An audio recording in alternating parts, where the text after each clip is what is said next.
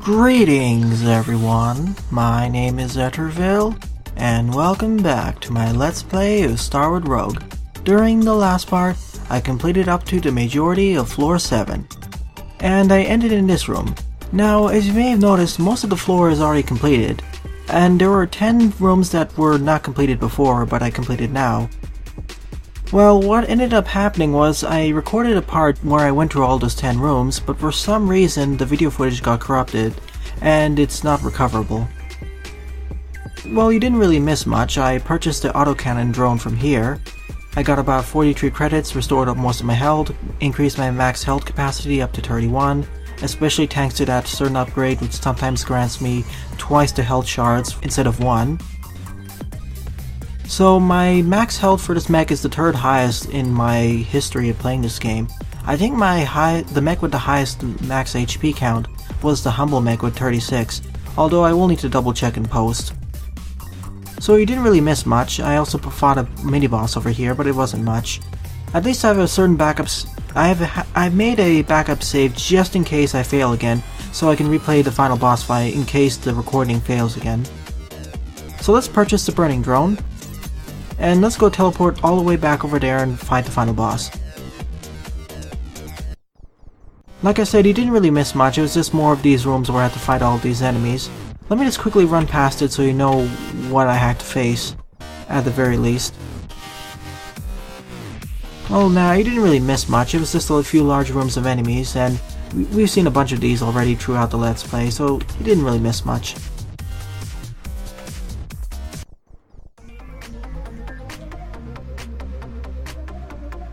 And the last thing I'll do is, of course, once I get before the boss room, the final boss room that is, like here I mean, I'll be showing off all the perks I got, especially because I skipped quite a few and I think I leveled up a few times.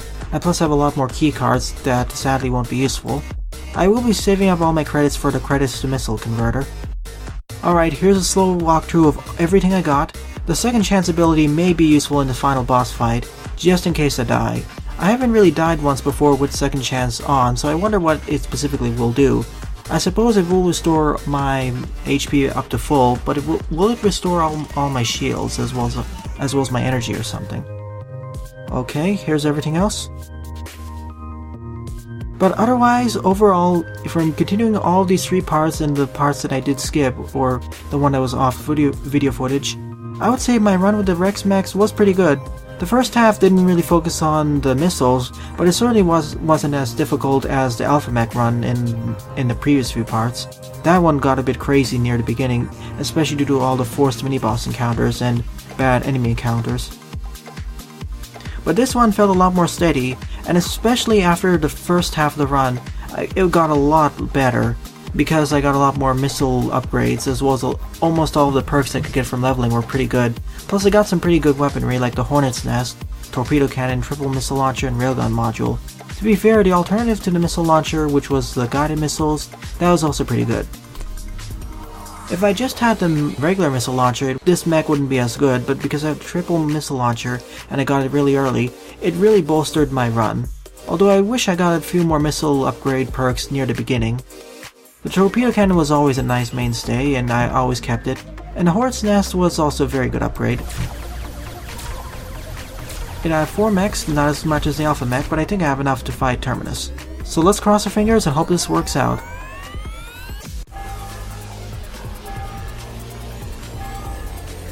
Because the last time I fought Terminus, especially Alpha, things started to go pear-shaped near the end. At least I have second chance as a backlog, or backup, but I'm not sure what it does. Whether it will revive me right in the fight itself, or will it revive me elsewhere? Like, will it just restart the room or something? Because I never died with second chance. Okay, now we have the Core Blade series. Where I start to have problems is with the Core Razor series, but that's coming up soon. And that's mainly due to certain projectiles. The other part of the fight that makes it difficult is because of the split attention effect, because I have to pay attention to all the bullets that are coming across me, the red and purple colored ones, and the core razors that are firing at me, or trying to fire at the core razors. This becomes especially more problematic when we have to stand on this blue background, or this blue panel where you can see the blue nebula in the background. And when we get the blue colored projectiles and purple colored projectiles, combined with the split attention effect, you can easily lose track of those. and that happened to me quite a few times, as you may have noticed. I'm going to try conserving using my torpedo cannon and missiles for the latter parts of the fight, which are more difficult, like with the core blades and whatever happens after palisade. At least I have a medium to long range weapon, so I can actually damage it properly. Unlike what happened with the shotgun with Alpha, that's where problems started to come along. Keep in mind though, unlike the missiles which will detonate in contact with enemy projectiles, my secondary weapon, or should I say the torpedo cannon, that will only detonate, its explosion will actually be able to destroy projectiles.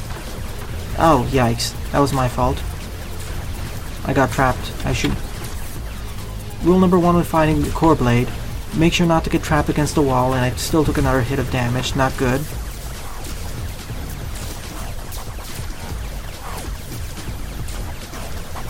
Basically, you always want to try luring it away from the wall so you don't get stuck. I don't know if the autocannons are actually doing anything. Do they need to be closer to actually do a hit? And I took a hit there. That's bad.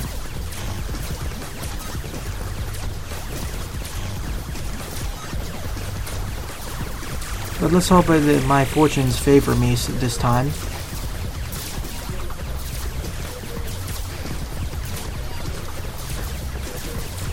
The first phase isn't too bad, like I'm saying, it's just the other phases. Specifically, like I said, the Core Razor and the Centennial. That's the name of the fourth one.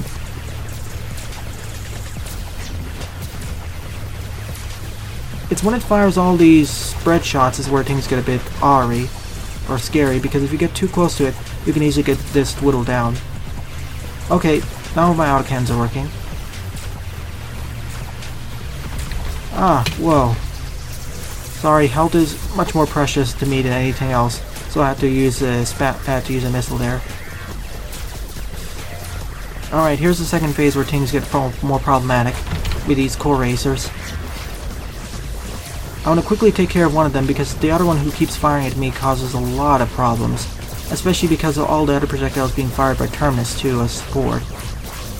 That's why this phase is, I would say, one of the hardest to go through, because all the projectiles being spammed everywhere. I don't know how I got past this unscathed, but I suppose hitboxes were in my favor this time. I don't have much energy to use, plus the Rex Mech's lower base damage is kind of hurting me here, and also because I don't have any crits, I lost that for more consistent damage. Okay, so the autocannons are doing something, I think. Okay, I got the Core Razor to actually start moving towards me.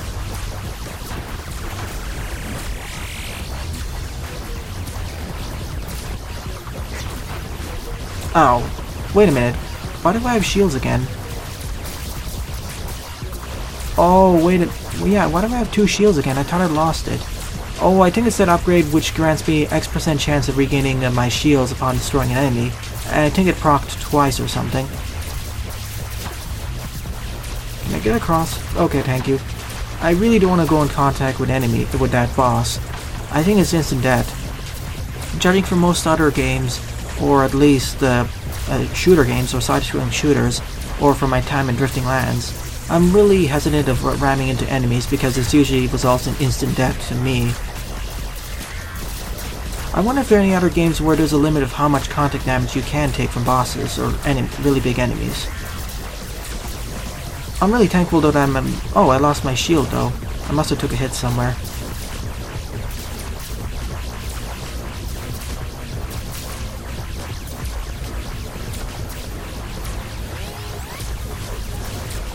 And apologies if I go silent throughout the fight.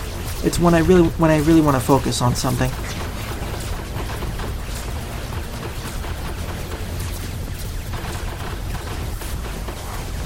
Oh, what did I take a hit by there?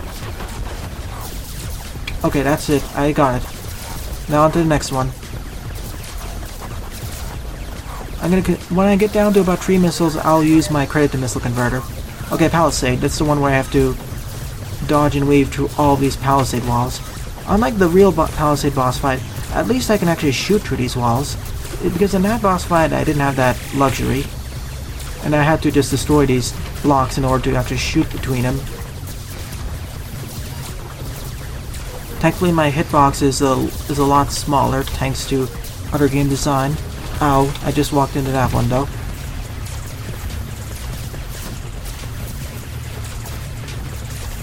Okay, Palisade's dead. Here's... Palisade's dead. This is where things get problematic. Centennial. At least Centennial seems to have these mini-boss refights seem to have a lot less health compared to the core series of enemies, if you were to ask me. At least it feels that way, because it feels like their health is whittling down a lot faster. Though that may be due to another reason, more to the fact that they're such huge targets, and so my mechs or robotic companions can actually hit the thing.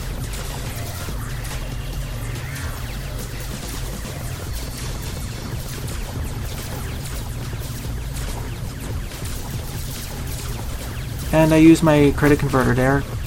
I really need extra missiles. At least I have the strategy of weaving back and forth, and that seems really useful. Or seems to work half the time. Especially because of my smaller hitbox. Especially compared to the alpha fight, because my hitbox was a lot bigger. You remember that because I took 32% increased damage, or increased damage potential. I also had my mech size also increased by 33%. Okay, time for the part of the fight where Terminus chases me around, which I tend to find to be a little bit easier compared to the Centennial and especially Core Razor fights, if you were to ask me. It's just the fact that you have to keep luring the projectiles away from you so you can survive.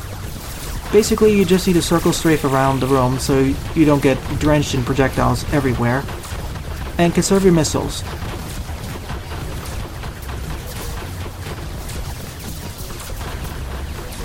As you can see, I'm more easily dodging the projectiles here, mainly because I'm directing most of them towards the wall and other things. And once you complete a phase, of course, it'll dissipate the projectiles, so that makes it a lot easier too. And Terminus, just like the mini-bosses, has a much larger hitbox, and I can get a lot closer to it. That's why I'm more easily whittling down its health. Actually, I might as well just spam missiles at this point, because he's so low on health, I might as well. And there we go, Terminus has been destroyed once again. I was worried near the beginning that I was losing, but I somehow got 2 extra bars of health, probably due to that one perk, and so I survived. Whew, that was certainly kind of scary. This fight went a lot better compared to the Alpha Mech fight, where, because of my 33% increased hitbox size, I took a lot more damage, and I didn't have the luxury of Second Chance, which I didn't get to use here, so I don't know what Second Chance does. I'm banking on it restoring all my health upon dying and acts like a full restore. But I didn't get to check it, so I guess I won't see it in this run. But it certainly was more stable. If I were to make a direct comparison to the Alpha Mech run, the progression of the Rex Mechs was a lot more stable, and it wasn't like Magikarp power like the Alpha Mech was, or rather random Magikarp power. Because the Rex Mech started out pretty decent and slowly grew in strength, consistently at least. Though I kind of found it funny that for the first half of the run, the main feature of the Rex Mechs was that the much higher chance of actually collecting those missile pickups from all those chests. It was only about from the second half of the run, after I leveled up a few times, where I really got a lot of missile pickups, or missile perks and damage perks that really helped. To be fair, most of the perks I got from leveling up were always useful, in contrast to the Alpha Mech, where some of the perks were extremely powerful, but other ones were not really that good. So, this mech's focus on the missiles wasn't... Well, it was nice, but it really should have been more emphasized with more missile-focused perks in the first half of the run. Really, the main thing that was the star for most of this run was the torpedo cannon. If anything, this mech could also be called the Torpedo Cannon Mech Rex, because that's the one that was consistently helping me throughout the run. It was really helpful in the first half of the game, but it started to taper off in the second half of the run, especially in floor 6 and 7, where the low energy of the Rex Mechs really hampered the usage of it because I only had 7 to 8 shots per room. And most enemies got so durable that the explosive properties of this missile launcher didn't really help. Or the cannon, I mean. Whereas in the first half, because there were so many weak enemies and they were rather fragile and small, the explosive functionality really helped. But otherwise, it was a pretty powerful mech, although its main weaknesses were, of course, its low base damage and low base energy, which I was sort of able to mitigate. So I got above average energy and about above average damage, but that was more due to me getting lucky with the perks and some of the weapon drops. And I got some really good weapons like the triple missile launcher, which was a huge boon and it really combined well with this mech.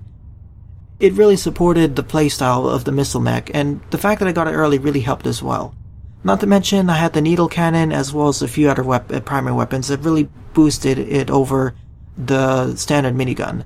Although I would still rate the standard minigun over the slow minigun of the alpha mech. It's much easier to use, especially for the weaker foes in the beginning of the game. Because for the weaker foes, it isn't really worth it to have the slow firing but high damage minigun. It works a lot better for tougher foes that you may face, but you don't usually fight them in the first few floors or first few rooms of floors. I already expressed all my adulation for the Alpha Mech's torpedo cannon, so I won't repeat that. And thankfully all the secondary, or should I say utilities I got were pretty nice. The fact that I got the Map Master so early really helped me configure or choose where to go into my run, so I wouldn't just randomly stumble through rooms, and it really helped me progress and understand when to go for the boss rooms and which rooms to tackle through. Otherwise, I just run through the rooms randomly, and I'm always kind of worried which rooms will actually be shops and whatnot. Now I can pre-plan my route and decide when to actually visit shops. And thankfully I got enough credits to visit all the robotic shops, and they were quite helpful. The perk that was really helpful in this run, of course, in addition to the rest of damage, missile, etc., was the 10% chance of not taking damage, which I think activated once, and also the perk that actually grants an X% chance of regaining shields upon an enemy kill, which did activate during the Terminus fight, I think, although I will revisit it during post footage, and I will edit into the description and explain what exactly happened there. Another useful thing was the fact that I had a chance of getting 2 health shards for every one I picked up, and that's what really boosted my max health up to 31, which I think is the 3rd highest max health I've gotten ever in this LP series. The highest was I think of 36 using that Humble Mech, but I'll have to double check that. So overall I enjoyed playing the Rex Mechs, in some ways a lot better than the Alpha Mech, mainly due to its higher consistency, and its strong secondary weapon being my favorite torpedo cannon. So I suppose in the next part I'll try out the Penumbra mech, but I'm not sure if I'll like it or how long I'll survive with it. And then after the Penumbra run, I'll be taking out the arsenal for another spin, but this time on the hard mode difficulty. Well then, thanks for watching and have a nice day. Toodles!